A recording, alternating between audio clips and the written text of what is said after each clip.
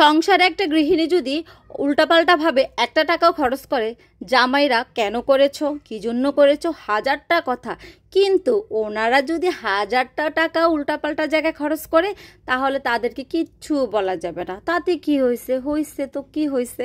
আসসালামু আলাইকুম, সবাই কেমন আছেন? আশা করছি সবাই ভালো আছেন। চলে আসলাম আরেকটি নতুন ডেইলি লাইফ ব্লগ নিয়ে।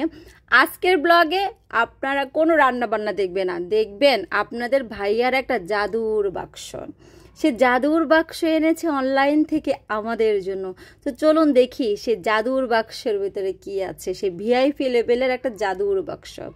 তো দেখেন এটার ভিতরে হচ্ছে কি আচার বেরোচ্ছে, একটার পর একটা আচার। একটা হচ্ছে আলু বোখারা, রসুন, জলপাই, হ্যাঁ। এবং এই কাজগুলো হচ্ছে প্রায় আপনাদের ভাই অনলাইন থেকে অর্ডার করে এক এক সময় এক একটা আনে, বাট আজ পর্যন্ত কোনো কিছুই ভালো পড়ে নাই এবং সেটা বাসায় পড়েই থাকে, খাওয়াই হয় না, লাস্টে নিজেই কয়দিন পরে ফেলে দেয়। এমন জিনিস অর্ডার করে বুঝেন আল্লাহ, যে জিনিসটা খাওয়াই হয় না, অপচয় হয়। আর এই কাজটা যদি তার বউ করতো তাহলে কি হতো? আমি এত কষ্ট করে ইনকাম করি, আমার টাকার কোনো হিসাব নাই, উল্টাপাল্টা জায়গায় টাকা খরচ করো।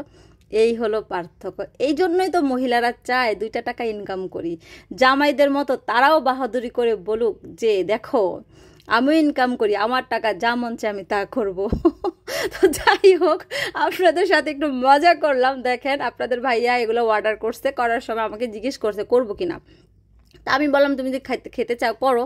পরে আবার না বলছি যে থাক, করার দরকার নেই, তুমি এটা হচ্ছে বাদ দিয়ে তুমি আমার এই জিনিসটা এনে দাও। হ্যাঁ, তো বলতেছে যে না না না দরকার নেই, পরে পরে। বাট ওইটা কিন্তু আমি আমার ঘরের খুব প্রয়োজনীয় একটা জিনিসের কথা বলেছিলাম, না বলে সেইটা এনেছে। এনে মানে আচারগুলো আমার কাছে একটু ভালো লাগে না, আলু বোখারাটা একটু মোটামুটি লেগেছে, তাও বালি বালি।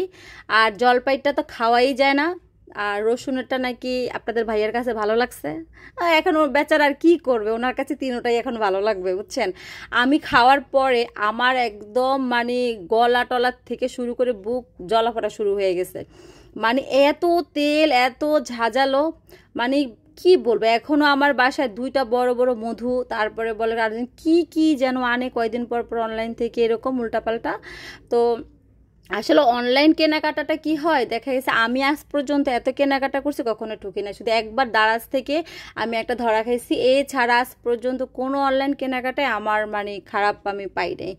তো এই জন্যে বললাম যে দেখেন আমরা মহিলারা আমরা কিন্তু আমাদের জামাইদের টাকা পয়সা নষ্ট কখনোই করি না। আমাদের বায়নাগুলো থাকে সংসারের কোনো একটা জিনিস কেনার, আমাদের বায়নাগুলো থাকে এই টাইপের কেন্দ্রিক। কিন্তু আমরা কিন্তু কখনো হাজব্যান্ডের থেকে এরকম বায়না করি না যে আমাকে আইফোন 50 প্রো ম্যাক্স কিনে দাও, আমাকে একটা ডায়মন্ডের হার কিনে দাও, আমাকে একটা দামি শাড়ি কিনে দাও, আমি একটা ওই রকম একটা মানে লাইফস্টাইল করতে চাচ্ছি। এইরকম আবদার কিন্তু আমাদের থাকে না। তারপরেও বলে আমরা নাকি উল্টাপাল্টা জায়গায় টাকা খরচ করি, ব্যয় হিসাবে চলি। তো এবার দেখেন একটু প্রমাণ করে দিলাম। তো যাই হোক, আপনাদের ভাইয়া তো এগুলো নিয়ে চলে আসছে। আর সন্ধ্যা মানে হচ্ছে আমার মুড়ি মাখা খেতেই হবে।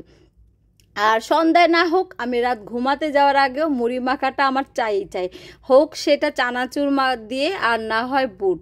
বেশিরভাগ কিনে আনা হয় মানে বুটটা, আর মাঝে মাঝে বাসায় করা হয়, কারণ বাসায় তো এত প্রতিদিন করা হয় না। তো আসলে আপনারা মানে সবসময় আমার রান্না বান্না দেখে হয়তো মনে করেন যে আপু মনে হয় সব বাসায় করেন। না, আমাদের প্রচুর বাইরে থেকে খাবার কেনাকাটা করে খাওয়া হয়। সন্ধ্যার নাস্তা বলেন, দুপুরবেলা যদি একদিন 19-20 হয়, বাচ্চাদের খেতে ইচ্ছে করে না, আবার বাচ্চার মাও কিন্তু কম না। তো যাই হোক, মুড়ি মাখা টাকা খেলাম। এবার হচ্ছে দেখাই আপনাদের আপুর কাণ্ড। তো আপনাদের আপু হচ্ছে তার ছেলের সাথে একটা বাজিতে হেরে গেছিল। তো কথা ছিল যদি হেরে যাই আমি তাহলে কাচ্চি খাওয়াতে হবে। তো তাদের জন্য আমি কাচ্চি অর্ডার করছি দুপুরবেলা। তো আমরা সবাই মা ছেলে 3 জন কাচ্চি খেয়েছি। আমাদের স্যার বাসায় এসে দেখে তরকারি টরকারি যা আছে, ভাত সব জিভে টমনে পড়ে আছে। এবার বলতেছে কি ব্যাপার, তোমরা কি দুপুরে আজকে ভাত খাও না? তো বাচ্চারা বলতেছে এই কাহিনী। তারপর আর কি দেখছো, টাকাগুলো খরচ করে করে এগুলো করে। তো এই অবস্থা আর কি।